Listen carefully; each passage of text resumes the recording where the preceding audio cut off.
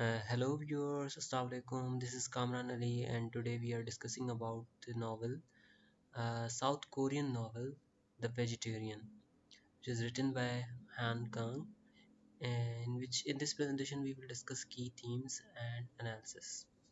So let's start.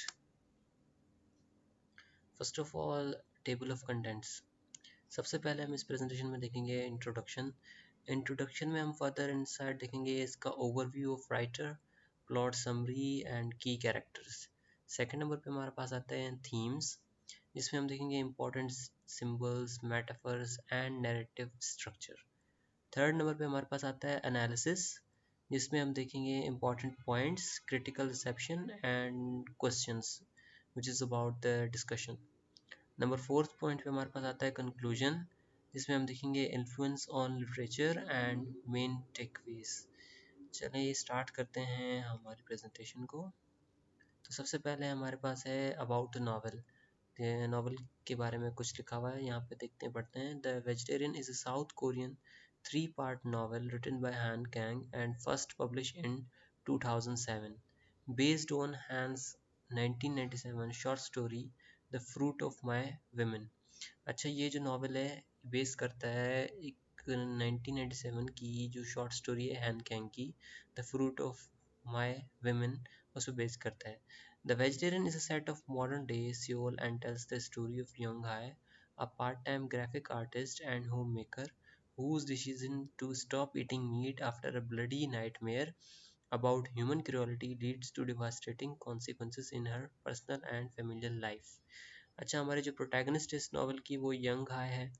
Young high जो है ना रेजिस्टेंस और सोसाइटी में वो जो है ना एक ग्राफिक आर्टिस्ट भी है और एक होम मेकर भी है, और वो सोसाइटी में एक रेजिस्टेंस क्रिएट करना चाहती है। तो जो नावल की सेटिंग है वो मॉडर्न डे सियोल की है। चलिए आगे देखते हैं, आगे क्या है। आगे है introduction. Han Kang's The Vegetarian is a profound exploration of identity, society and rebellion। जैसे मैंने पहले बताया कि जो ये नावल है वो यही चीज़ों को डिस्कस करता है, आइडेंटिटी, सोसाइटी एंड रिबेलियन और resistance. This novel delves into the complexities of a woman's decision to reject societal norms by stopping eating meat। अच्छा, इस नावल में जो है ना हमें दिखाया गया है कि कैसे एक विमेन मतलब रिजेक्ट कर रही है सोसाइटल नॉर्म्स को, सोसाइटी के उसूलों को जो सोसाइटी ने बनाए हुए हैं, एक ट्रेडिशनल जो है ना एक स्टीरियोटाइप्स बनाए हुए हैं, उसको कैसे वो रिजेक्ट कर रही है थ्रू द पेटी issue, through the small incident stopping eating meat. तो वो जो है ना गोश्त खाना बंद कर देती है, उसकी वजह से वो रिजेक्ट कर रही होती है सोसाइटल नॉर्म्स को। चलिए आगे चलते हैं। अब आगे है about the author. So, Han Kang. In 2024, Han Kang became the first South Korean author to win the Nobel Prize for Literature. Known for her experimental fiction and her works that address humanity's capacity for violence, Han was cited by the novel community for her intense poetic prose and confronts historical traumas and exposes the fragility of human life। अच्छा, जैसे कि मैंने पढ़ा ये पूरा, कि आपको तो पता लग गया होगा कि हैन कैंग जो है ना काफ़ी एक फेमस और वेल नोन एक राइटर हैं, कोरियन राइटर हैं, जिन्होंने नोबेल प्राइज़ भी लिया है लिटरेचर में, और उसी की हम आज एक बेहतरीन नॉवल द वेजिटेरियन को डिस्कस करेंगे। सबसे अब देखते हैं सबसे पहले प्लॉट समरी। अच्छा, the vegetarian is a Korean novel by Han Kang that follows the psychological transformation of the protagonist Yeonghye. अच्छा, ये जो स्टोरी वो पूरी एक साइकोलॉजिकल ट्रांसफॉर्मेशन पे बेस करती है उसकी प्रोटैगनिस्ट की, जिसका नाम है young high. After a series of haunting dreams filled with images of blood and violence, Young Hai makes a shocking decision to stop eating meat. Her vegetarianism defies cultural norms and sparks intense conflicts with her family.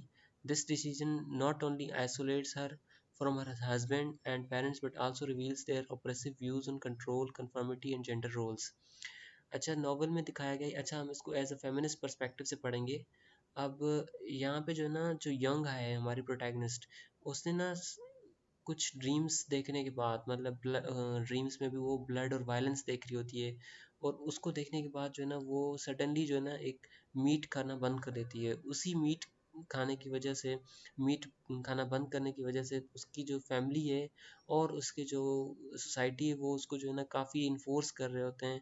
और यही इसकी story है उसके about oppressive views on control, conformity and gender roles.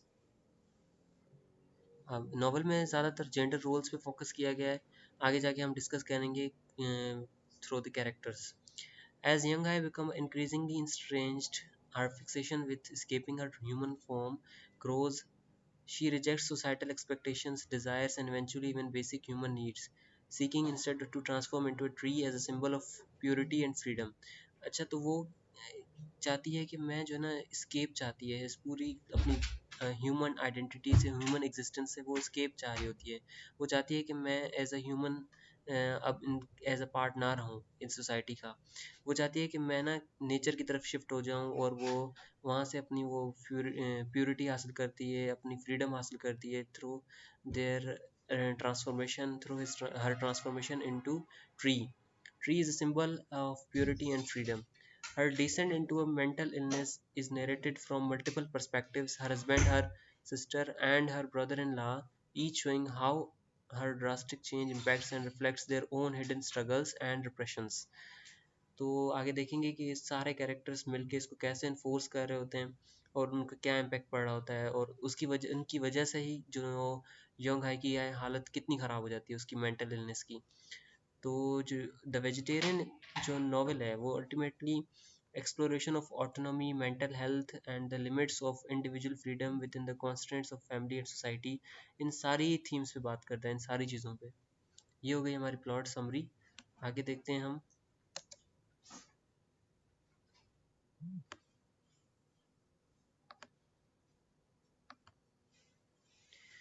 अब देखते हैं यहाँ पे एक फेमस कोट है हान कांग का अबाउट द वेजिटेरियन।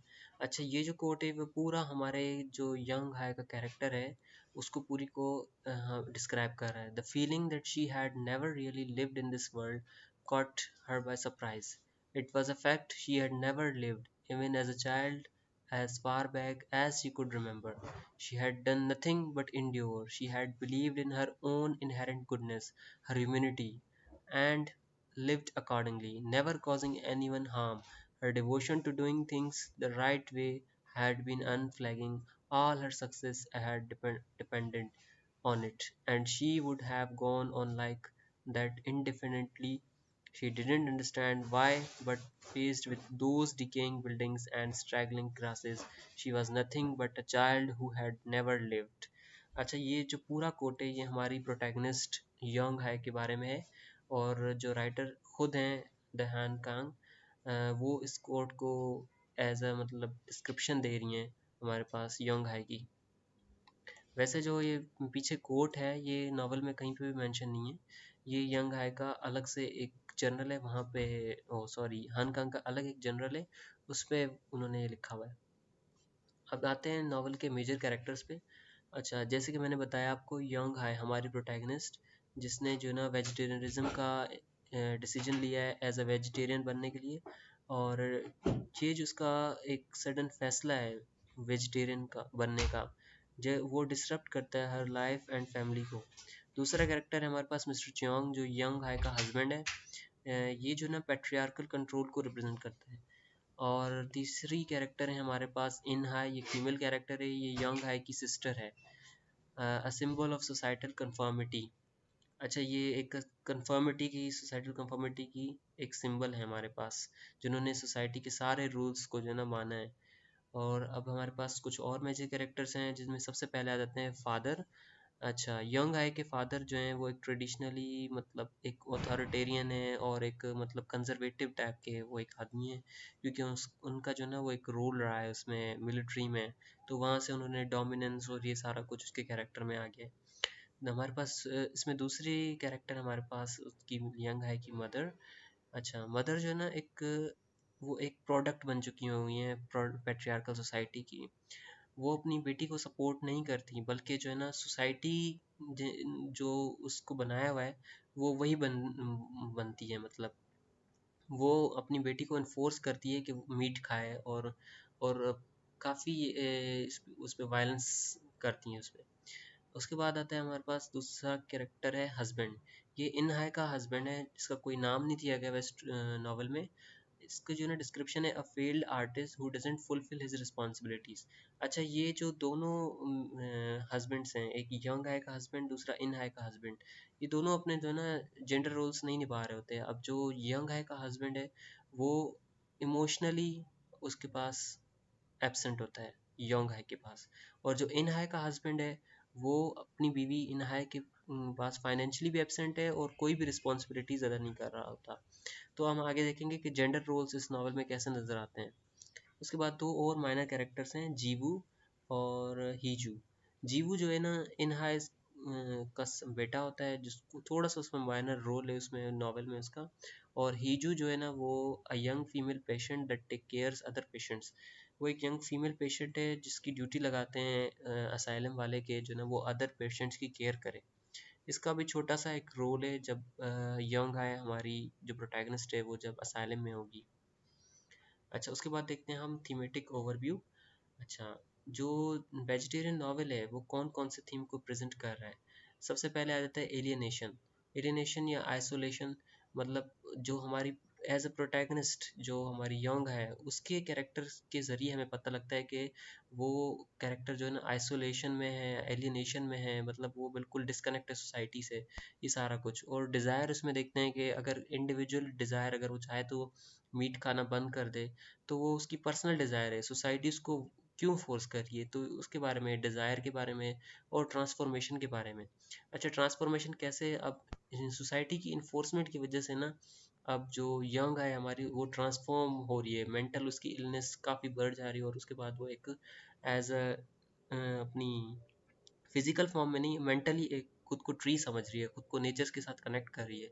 तो हंगंग weaves a narrative that challenges the reader to confront the consequences of personal choices against the backdrop of cultural expectations. अच्छा, ये जो लाइन है आपने इस पे फोकस करना है। जो हमारी राइटर है हान कांग, उसने क्या किया है, जो ट्रेडिशनल नैरेटिव से उसको चैलेंज किया है और देखा है कि जो पर्सनल चॉइसेस हैं अगेंस्ट कल्चर, पर्सनल फ्रीडम और कल्चर की आपस में इन्होंने एक क्लैश दिखाया है जहाँ पे। आगे देखते हैं, हमारे पास आती हैं अब symbols and metaphors in the vegetarian. अब सबसे पहले हमारे पास जो सिंबल है वेजिटेरियनिज्म। अच्छा, वेजिटेरियनिज्म किस चीज़ को सिंबलाइज कर रहा है? वेजिटेरियनिज्म सिंबलाइज कर रहा है रिबेलियन अगेंस्ट सोसाइटल नॉर्म्स। अच्छा, ये एक आपने एज अ लिटरल नहीं लेना इसकी मीनिंग, आपने एक सिंबॉलिक इसकी मीनिंग लेनी है। उसके बाद हमारे पास आती है दूसरी सिंबल, ड्रीम्स। अच्छा, ड्रीम्स जो है, जो यंग है के ड्रीम्स हैं, तो वो जो है ना हम as a inner turmoil and desire for escape को सिंबलाइज कर रहे हैं। तीसरी सिंबल हमारे पास आती है ब्लड। अच्छा, blood represents as you all know violence and bloodshed. उसके बाद हमारे पास चौथी सिंबल है हमारे पास प्लांट्स एंड ट्रीज। अच्छा, ये जो ना रिप्रेजेंट कर रहे हैं डिज़ायर फॉर प्योरिटी। अच्छा, नेचर तो आपको पता है कि वो प्योरीफाई करती है, आपका कैथारसिस करती है। इस वजह से इन दोनों सिंबल्स की जो ना symbolic meaning as a purity ली गई है। और पांचवी सिंबल हमारे पास आती है meat. Meat as a metaphor for violence. अच्छा, ये सिंबल नहीं है, ये मेटाफर है, मेटाफर फॉर वायलेंस। वायलेंस के तौर पे हम इसे देखेंगे, जो हम ह्यूमंस एक दूसरे पे वायलेंस कर रहे होते हैं, तो ये सारा कुछ उस पे है। और छठी हमारे पास सिंबल है फ्लेमिंग ट्रीज। फ्लेमिंग ट्रीज ये जो ना एक इमेजरी भी है, इसको हम कह सकते हैं, evoke a sense of destruction and transformation. अच्छा, ये जो नॉवेल है इसकी जो ना, मैंने जैसे आपको बताया, इसके 3 चैप्टर्स हैं और जो इसका थर्ड चैप्टर है उसका नाम है फ्लेमिंग ट्रीज। तो फ्लेमिंग ट्रीज एज अ आपको एक ट्रांसफॉर्मेशन भी दिखा रहे हैं और एक डिस्ट्रक्शन भी दिखा रहे हैं। फ्लेमिंग जो मतलब जलते हुए दरख्त, वो आपको डिस्ट्रक्शन भी दिखा रहे हैं और ट्रांसफॉर्मेशन भी। तो इसका ये हमें देख लेंगे इसकी मीनिंग। उसके बाद आती है, हमारे पास आता है नैरेटिव स्ट्रक्चर। नॉवेल का जो नैरेटिव स्ट्रक्चर है वो एक मल्टी पर्सपेक्टिव नैरेटिव है जिसमें मुख्तलिफ नैरेटर्स हैं। हमारे पास फर्स्ट चैप्टर द वेजिटेरियन में यंग है का हस्बैंड पूरी स्टोरी को नरेट करता है। और हमारे पास थर्ड जो चैप्टर है जिसका नाम है फ्लेमिंग ट्रीज, मैंने जैसे आपको बताया, उसमें जो यंग हाई की बहन इन हाई जो है ना वो सारी स्टोरी को नरेट कर रही होती हैं। इसमें मुख्तलिफ हमें नैरेटिव्स मिलते हैं और भी स्टोरी में। जिसमें वो allowing readers to engage with different voices and interpretations of Young Hai's action. This structure enhances the complexity of the story, inviting readers to explore the subjectivity of truth and perception. अच्छा, writer ने जानबूझ के ये deliberately ये चाहा है कि मुख्तलिफ लोगों के नैरेटिव हो अबाउट यंग आय। यंग आय का ये खुद का कहीं पे भी नैरेटिव नहीं है, क्योंकि राइटर नहीं चाहता था कि ये जो है ना एक जो ये नावल है ये बायसनेस क्रिएट करे या फिर सब्जेक्टिविटी को देखे। अ, तो इसमें ना ट्रुथ एंड परसेप्शन पे ज़्यादा उसने फोकस किया है। उसके बाद हमारे पास आता है कल्चरल कॉन्टेक्स्ट। अगर हम साउथ कोरियन कल्चरल देखें या साउथ कोरियन सोसाइटी देखें, जो नावल सेट हुआ है set against the backdrop of south Korean society, the novel reflects the cultural and historical tensions that shape personal identities. Understanding this context enriches the reader's grasp of Young Ha's profound struggle against conformity.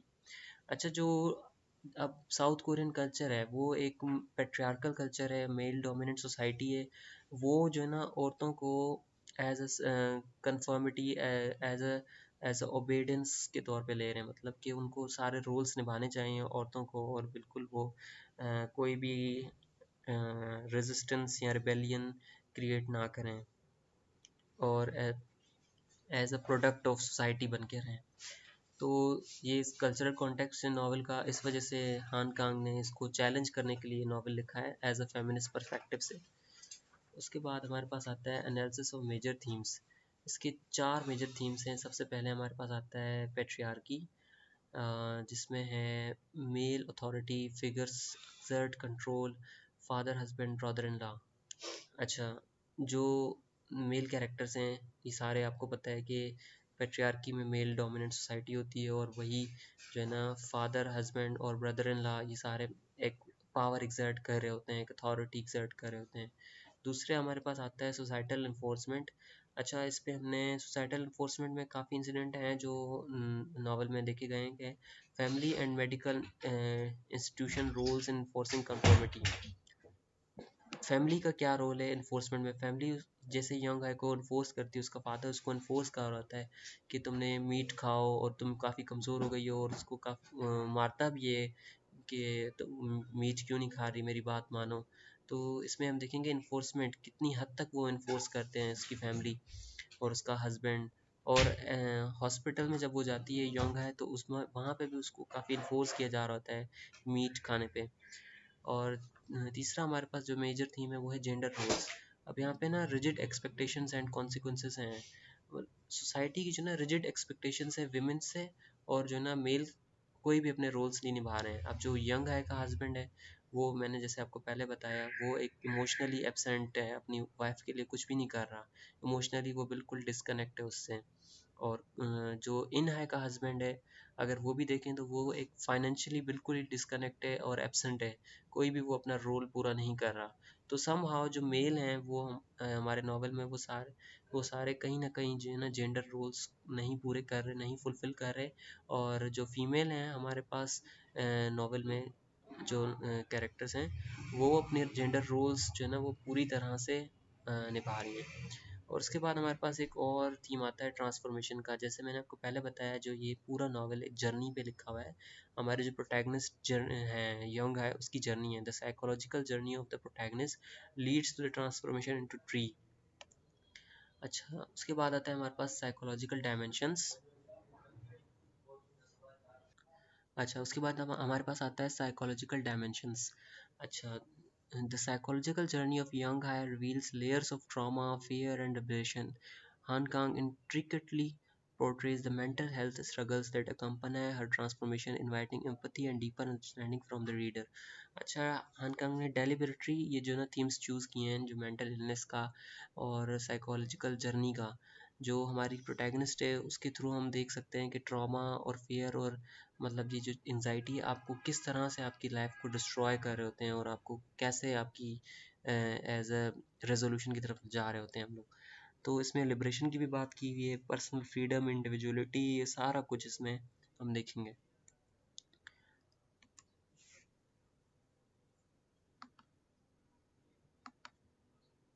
उसके बाद हमारे पास आते हैं, हमने 3 discussion questions आते हैं जिसमें how does Han Kang portray South Korean society through Young Hye's family dynamics. अच्छा, अब यहाँ हान कांग ने फैमिली डायनामिक्स जो यंग हाई की फैमिली है थ्रू उसके पूरी साउथ कोरियन सोसाइटी को प्रोजेक्ट किया है, पोर्ट्रे किया है। क्योंकि वो जो साउथ कोरियन सोसाइटी है और जो हान कांग की यंग हाई की फैमिली है, वो दोनों यही चाहते हैं कि वो वुमेन सप्रेस रहे हैं, मतलब वो अपने रोल्स पूरी करती रहें, और एज वो कोई भी ना रेजिस्टेंस या रिबेलियस एटीट्यूड ना दिखाए। उसके बाद हमारे पास आता है दूसरा question, how does Yeonghye's vegetarianism challenge traditional gender roles. अच्छा, जो यंग है जो है ना वेजिटेरियनिज्म है उसका जो स्टॉप कर रही है, इसने जो स्टॉप किया हुआ है मीट खाना को, तो वो जो है ना एक ट्रेडिशनल जेंडर रोल्स को वो ब्रेक कर रही है। इस इस क्वेश्चन का आंसर आप हमने ये से करना है। उसके बाद हमारे पास तीसरा हमारा क्वेश्चन है, discuss the gradual deterioration of Yeonghye's mental illness. हमारे पास तीसरा क्वेश्चन है, इसमें हम देखेंगे कि जो यंग हाई की ग्रेजुअल जो चेंज हो रही है, उसकी मेमोरी कैसे डिटोरिएट हो रही है और उसकी मेंटल इलनेस कैसे बढ़ती जा रही है थ्रू सोसाइटल प्रेशर और ये उसकी फैमिली इन्फोर्समेंट की वजह से, वो भी हम देखते हैं। उसके बाद हमारे पास आता है critical reception. The vegetarian has received critical acclaim for its bold themes and unique narrative style. Critics highlight Han Kang's ability to evoke emotion and provoke thought, making it a significant work in contemporary literature. अच्छा, बहुत से जो critics हैं उन्होंने काफ़ी ज़्यादा इसकी हान कांग की तारीफ़ की है इस वर्क के थ्रू, क्योंकि ये जो ना ये वर्क जो हान कांग का ये कंटेम्प्रेरी लिटरेचर में काफ़ी ज़्यादा इसकी इम्पोर्टेंस है, क्योंकि ये पूरी एक सोसाइटी को वो हमें पोर्ट्रे कर रहा है, उसको एक्सप्लोर कर रहा है। उसके through the bold themes in which जो हान कांग है वो हमारे इमोशंस को इवोक कर रही हैं, थॉट प्रोवोक कर रही हैं, मेकिंग इट सिग्निफिकेंट, वो काफ़ी सिग्निफिकेंस क्रिएट कर रही हैं इसमें। उसके बाद हमारे पास आता है इम्पोर्टेंट कोट्स जो हमने नॉवल में से लिए हैं। सबसे पहले जो यंग हाई की एक ही लाइन जो वो बार बार यही बोल रही होती है, young high shift, I had a dream, I had a dream, through out the novel young Hye की यही मतलब लाइन रहती है, आई हैड अ ड्रीम, यही उसका एक डायलॉग है। उसके बाद जो है ना पैट्रियार्कल कंट्रोल, उसकी एक लाइन है जिसमें यंग हाई के फादर की एक लाइन है, वो उसको इन्फोर्स कर रहा होता है कि eat it, listen to what your father is telling you. ये एक डोमिनेंस और ये पैट्रियार्कल कंट्रोल को और अथॉरिटी को शो करी है ये लाइन। उसके बाद हमारे पास आती है इन हाइज रिफ्लेक्शन। अच्छा, अब जो इन हाई की जर्नी है और जो यंग हाई की जर्नी है, ये दोनों थोड़ी सी डिफरेंट है। हालांकि दोनों ने ही काफ़ी मतलब जुल्म सहे हैं, काफ़ी तकलीफ़ें सही हैं थ्रू सोसाइटी, मगर इनकी जर्नी थोड़ी सी मुख्तलिफ है। यंग है जो है ना वो वीक नर्व्स की मालिक है, वो कभी भी मतलब जैसे कि इसने कभी भी वो नहीं किया, डिफाई नहीं किया किसी चीज़ को। और जो इन हाई है वो थोड़ी स्ट्रॉन्ग नर्व्स की मालिक है। अब यहाँ पे इन हाई की एक लाइन है, in the end we have to survive, तो उसके पास एक है पावर, विल पावर के हमें सर्वाइव तो करना ही है। उसके बाद हमारे पास आता है इन्फ्लुएंस ऑन लिटरेचर। अच्छा, इस नावल का इन लिटरेचर पे क्या इन्फ्लुएंस है। अच्छा, इसने जो है ना चैलेंज किया है सोसाइटल नॉर्म्स को इस नावल ने, और एक्सप्लोर किया डेप्थ्स ऑफ ह्यूमन एक्सपीरियंसेस को। हर unique story telling encourages writer to embrace boldness and authenticity in their narratives। तो इस जो नावल की काफ़ी ज़्यादा एक इम्पोर्टेंस रही है लिटरेचर में और लिटरेरी फील्ड में। उसके बाद हमारे पास आता है एंड पे कंक्लूजन। अच्छा, in conclusion the vegetarian by Han Kang is a rich tapestry of themes, characters and symbolism. Its exploration of personal choice and societal expectation invites readers to reflect on their own lives and the layers that shape their identities। अच्छा, जो अब conclusion में हम देखेंगे कि conclusion हमारा क्या बना कि जो ये नावल है ये बहुत ज़्यादा सिंबोलिज्म और बहुत ज़्यादा थीम्स को और कैरेक्टर्स को हमारे पास पोर्ट्रे करता है, जिसमें वो सारे कैरेक्टर जो यंग हाई और इन हाई कैसे वो चैलेंज कर रही होती हैं सोसाइटल एक्सपेक्टेशंस को और मुख्तलिफ नैरेटिव्स को। उसके बाद हमारे पास आता है meet the presenter, this is me. So references, ये हम जो ये सारा डेटा लिया है वो है विकिपीडिया से और ये नॉवल से। उसके बाद एंड पे हमारे पास आता है thank you, do you have any question.